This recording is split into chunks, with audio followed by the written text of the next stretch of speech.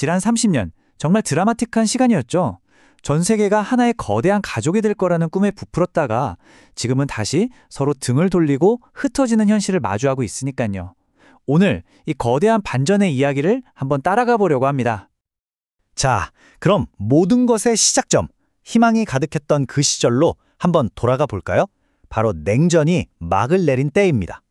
1990년대는 그야말로 낙관의 시대였죠. 이념의 상징이었던 베를린 장벽이 무너지는 걸 보면서 사람들은 생각했습니다. 아, 이제 정말 전 세계가 하나의 거대한 시장이 될 수 있겠구나. 바로 이 강력한 믿음이 폭발적인 세계화 시대에 불을 지폈습니다. 그리고 그 꿈은요, 정말 상상 이상으로 빠르고 거대하게 현실이 됐습니다.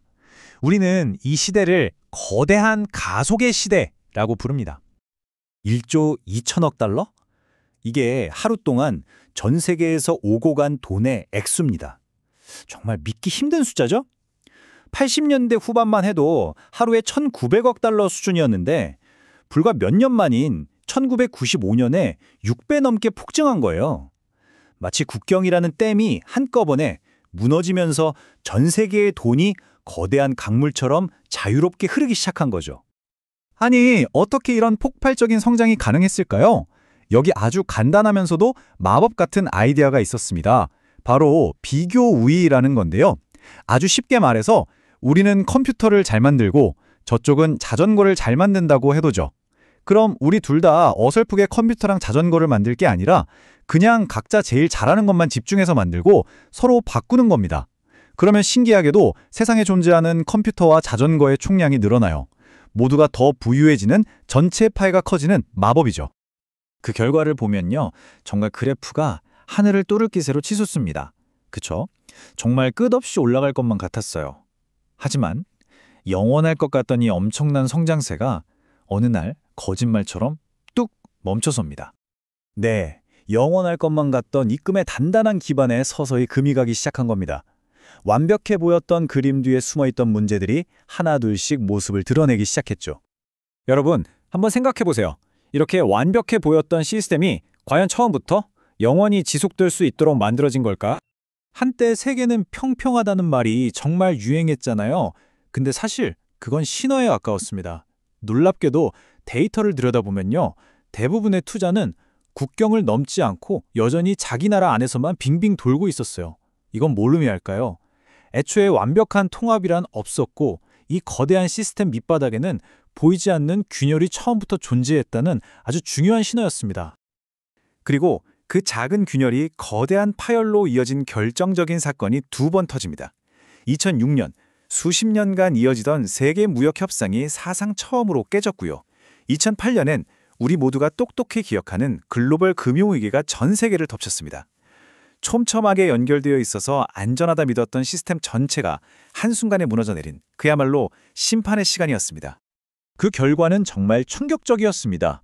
지금까지 위로만 향하던 모든 화살표들, 그러니까 무역, 투자, 자본 흐름이 2008년을 기점으로 일제히 고개를 떨굽니다. 이전까지는 상상도 할 수 없었던 일이죠. 탈세계화라는 어딘가 불길한 단어가 바로 이때 현실이 된 겁니다. 자, 그럼 세계화는 여기서 끝난 걸까요? 그건 또 아니었습니다. 대신 완전히 다른 모습으로 변신하기 시작했죠. 뭐랄까, 더 느리고 더 까다롭고 더 복잡한 세계가 우리를 기다리고 있었습니다.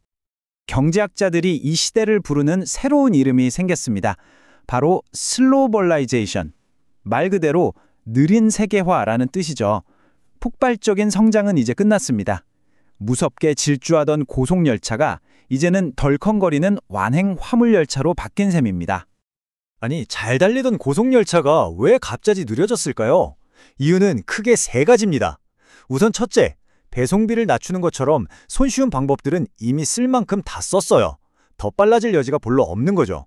그리고 두 번째, 팬데믹 같은 위기를 겪으면서 기업들이 깨달은 겁니다. 아, 무조건 싸고 빠른 게 능사가 아니구나. 안정적인 게 더 중요하구나.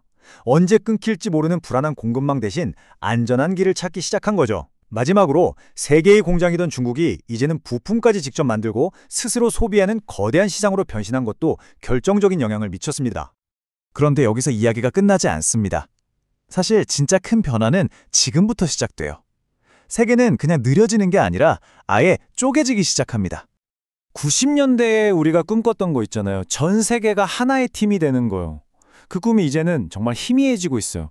이제는 우리 팀, 저쪽 팀 하면서 편이 갈리고 서로 다른 규칙으로 경쟁하는 시대가 된 거죠. 이 변화를 숫자로 보면 더 명확해집니다. 전 세계 경제라는 큰 파이에서 비민주주의 국가, 그러니까 우리가 보통 권위주의 진영이라고 부르는 곳들의 몫이 이제 무려 3분의 1을 넘어섰습니다. 이게 어느 정도의 변화냐면요. 이들 국가가 전 세계 GDP에서 차지하는 비중이 2배 이상 늘었고요. 더 놀라운 건 세계 100대 기업 안에 있던 이들 국가의 기업이 예전엔 3개뿐이었는데 지금은 30개가 됐다는 겁니다. 10배나 늘어난 거죠. 이건 뭐 경제 지도가 완전히 새로 그려지고 있다고 봐야 합니다. 이 상황을 보면 꼭 젠가 게임 같아요. 우리가 당연하게 생각했던 세계화라는 게 사실은 거대한 자연의 법칙 같은 게 아니었던 거죠. 그냥 우리가 아슬아슬하게 쌓아 올린 언제든 무너질 수 있는 그런 시스템이었던 겁니다. 그리고 지금 누군가 밑에서 블럭을 하나씩 빼내고 있는 그런 아슬아슬한 상황인 거죠.